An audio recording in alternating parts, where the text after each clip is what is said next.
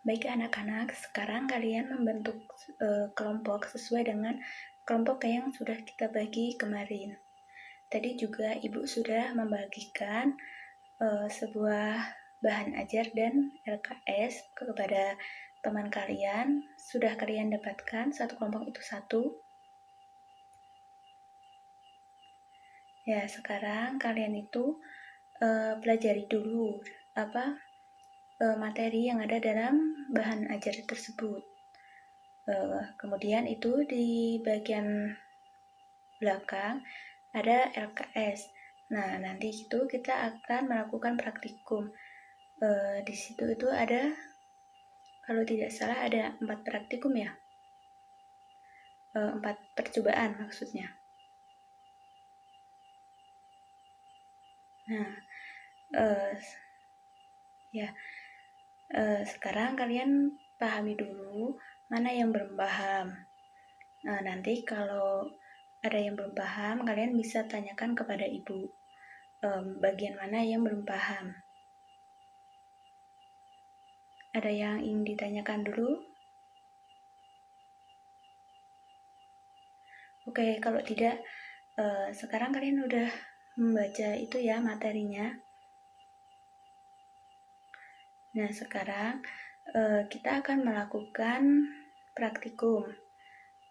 Kemarin kan Ibu udah menyuruh kalian untuk membawa kardus, senter, kemudian apa? Ya, cermin, dan apa lagi? Gelas ya, gelas bening. Ya, sekarang kalian siapkan semua. Kemudian kita akan melakukan percobaan yang pertama. Nah, di situ kan udah ada petunjuk ya, langkah kerja. Yang pertama itu untuk percobaan yang pertama, langkahnya kalian itu menyiapkan 2 kardus yang sudah kalian lubangi. Kemudian ada kardus yang kalian itu tidak dilubangi ya. Nah, untuk kardus yang kalian belum dilubangi itu, kalian ditaruh di paling ujung. Sudah? Baik, kalau sudah, kalian arahkan senternya itu ke kardus yang sudah dilubangi. Nah, kalian amati cahayanya itu nembus ke senter yang belum nggak dilubangi itu tidak. Nah, di situ kan ada pertanyaan juga. Kalian nanti bisa jawab ya.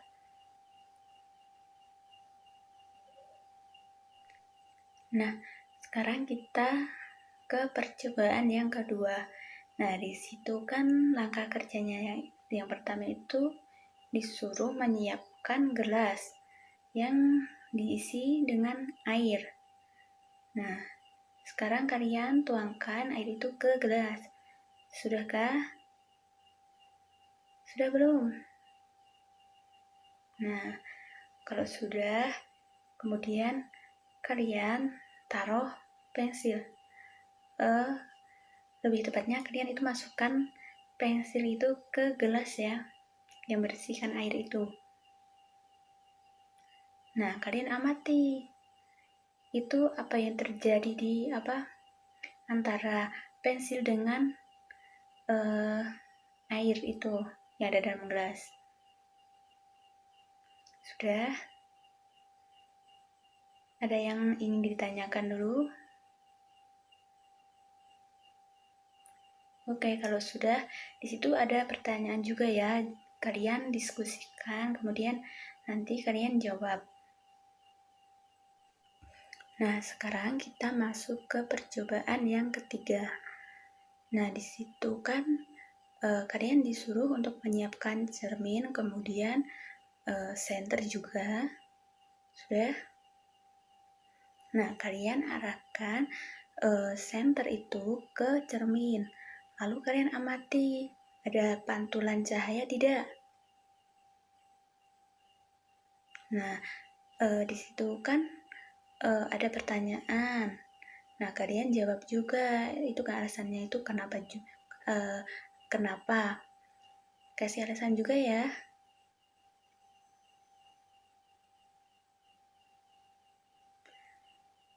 Ada yang ingin ditanyakan?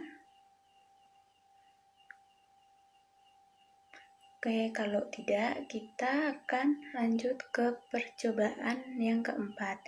Nah, di situ langkah kerjanya itu kalian disuruh menyiapkan gelas yang isinya air. Kalian bisa gunakan gelas yang tadi itu ya, yang udah kalian isi menggunakan air. Nah, kalian kemudian itu mengarahkan senter ke gelas tersebut. Sudah? Nah, kalian amati peristiwa apa itu yang terjadi. Sudah anak-anak? Nah, kalau sudah, kalian silahkan jawab pertanyaan-pertanyaan yang ada di LKS tersebut ya. Nanti kalau masih ada yang belum paham, silahkan tanyakan ke ibu. Silahkan nanti kalian itu diskusikan dari hasil percobaan kali ini, dari keempat percobaan. Nah, nanti kalian presentasikan ke depan dari hasil diskusi kelompok kalian. Nah, untuk kelompok yang tidak maju, nanti kalian bisa menanggapi hasil diskusi kelompok yang maju. Ngerti? Nanti kalian itu kebagian semua. Nanti setiap kelompok pokoknya ada yang maju. Nah, untuk yang terakhirnya itu ada satu orang, kalau enggak ya 2 orang ya, siswa nanti itu kalian menyimpulkan dari percobaan tersebut. Ngerti? Dari percobaan dari diskusi antar teman kelompok kalian lah. Maksud ya? Baik. Silahkan kalian diskusikan dulu. Ibu beri waktu ya.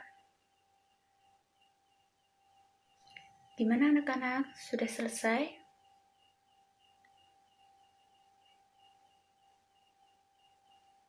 Nah, kalau sudah selesai, silahkan perwakilan aja ya dari kelompok 1. Silahkan maju. Siapa? Terserah, mau Andi atau Rita, terserah siapa.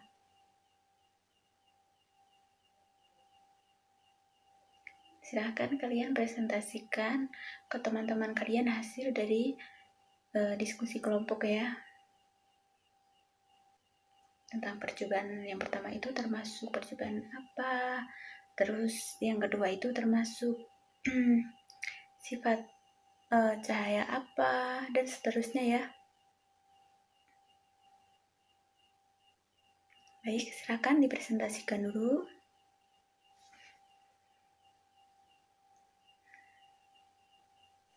Ya, sudah ya untuk kelompok 1. Silahkan sekarang untuk kelompok 3 untuk perwakilan presentasi.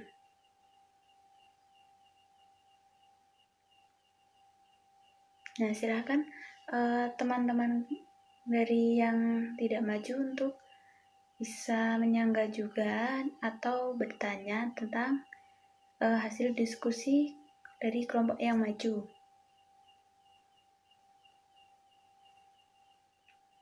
Nah, baik. Kelompok 3 itu sudah selesai. Ada yang mau tanya tidak? Nah, sekarang lanjut ke kelompok 2 ya. Kelompok 2, silakan presentasi. Nanti sama seperti kelompok tadi, silakan kalau kalian ada yang mau tanya atau mau menanggapi, terserah kalian sampaikan ke kelompok 2.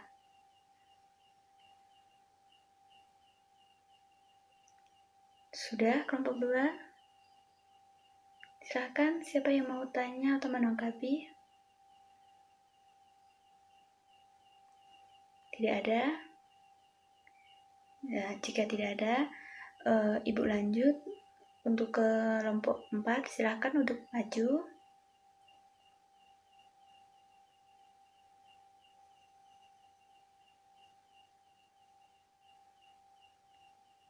Nah, kelompok 4 sudah selesai untuk presentasinya. Silahkan teman-teman, ada yang mau menyanggah atau bertanya juga? Tidak? Ya, kalau tidak, silahkan perwakilan dari sekelas inilah siapa yang mau maju untuk menyimpulkan dari percobaan yang telah kita lakukan bersama-sama. Ya, Budi, silahkan maju.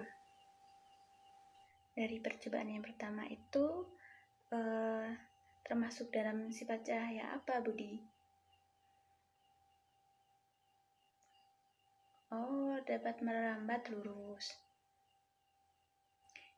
Itu kenapa? Kok bisa?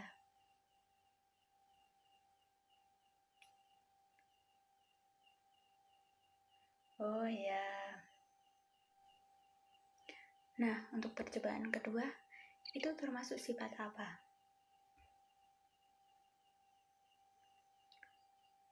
Dapat dibiaskan. Nah, oke ya, silahkan jelaskan alasannya kenapa.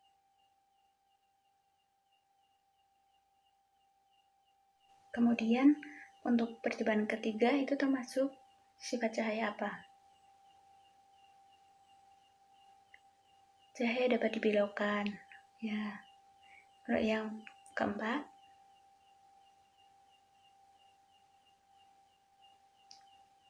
termasuk sifat cahaya ya dapat menembus benda bening. Oke anak-anak, kalian pintar sekali ya.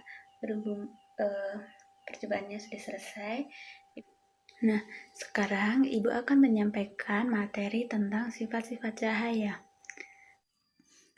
Cahaya merupakan energi berbentuk gelombang elektromagnetik. Nah, energi tersebut merupakan energi kasat mata yang memiliki panjang gelombang 380 sampai 750 nanometer. Nah, kapan suatu benda itu bisa dikatakan sebagai sumber cahaya? Ketika benda-benda tersebut mampu memancarkan gelombang cahaya. Nah, contohnya itu seperti matahari, api, dan lampu. Selain benda yang memancarkan cahaya, ada juga benda gelap. Benda gelap merupakan benda yang tidak berpijar. Nah, benda gelap ini dibagi menjadi 3, yaitu benda tak tembus cahaya yang tidak dapat meneruskan cahaya seperti dinding dan batu. Kemudian benda tembus cahaya yang dapat meneruskan sebagian cahaya seperti kertas buram dan air keruh. Selanjutnya, sifat-sifat cahaya. Yang pertama itu cahaya dapat merambat lurus. Nah, cahaya yang dipancarkan oleh sebuah sumber cahaya merambat ke segala arah.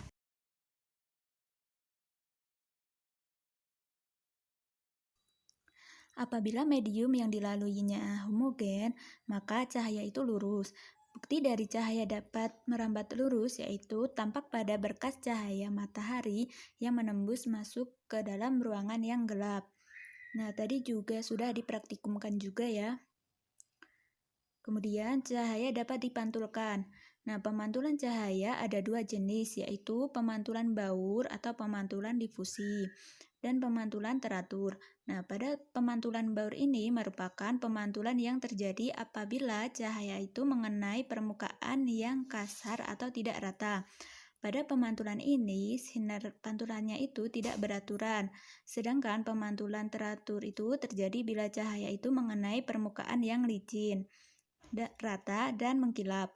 Misalnya itu pada cermin. Nah, sinar pantulnya itu memiliki arah yang teratur. Berdasarkan bentuk permukaannya, cermin itu dibedakan menjadi 3 macam, yaitu cermin datar, cermin cembung, dan cermin cekung. Kemudian, sifat cahaya mampu menembus benda bening. Peristiwa menembusnya cahaya pada benda bening itu dapat dilihat pada saat menerawang plastik bening, gelas kaca, atau benda-benda bening lainnya ke arah sinar lampu. Sinar tersebut dapat terlihat karena cahaya dapat menembus benda bening. Jika cahayanya mengenai benda yang gelap, misalnya pohon, mobil, atau batu, maka itu akan membentuk bayangan. Kemudian, sifat cahaya dapat diuraikan. Nah, penguraian cahaya atau dispersi merupakan penguraian cahaya putih menjadi cahaya yang memiliki bermacam-macam warna atau polikromatis. Nah, cahaya matahari yang disusun dari berbagai warna dapat dilihat pada terbentuknya pelangi. Biasanya itu, pelangi akan terlihat sehabis hujan. Nah, pelangi tersebut terbentuk dari warna Mijiku Hibiniu. Nah, warna-warna tersebut karena cahaya matahari mengalami pembiasan oleh titik-titik air hujan. Nah, urutan tersebut, urutan warna-warna Mijiki Hibiniu itu merupakan urutan berdasarkan besar nilai gelombang yang dimiliki oleh tiap-tiap warna. Kemudian cahaya dapat dibiaskan. Peristiwa pembelokan arah rambatan cahaya setelah melewati medium rambatan yang berbeda disebut dengan pembiasan. Nah, jika cahaya datang dari zat yang kurang rapat ke zat yang lebih rapat, maka cahayanya itu akan dibiaskan mendekati garis normal. Misalnya itu cahaya dari udara ke air. Sebaliknya, jika cahaya datang dari zat yang lebih rapat ke zat yang kurang rapat, maka cahayanya itu akan dibiaskan menjauhi garis normal. Misalnya itu cahaya dari air ke udara. Nah, contoh pembiasan ini tadi sudah dipraktikumkan juga. Sebuah pensil yang dimasukkan ke dalam sebuah gelas akan terlihat patah. Nah, hal ini terjadi karena pensil tersebut melalui dua zat yang berbeda. Zat pertama itu adalah udara, sedangkan zat yang kedua itu adalah air.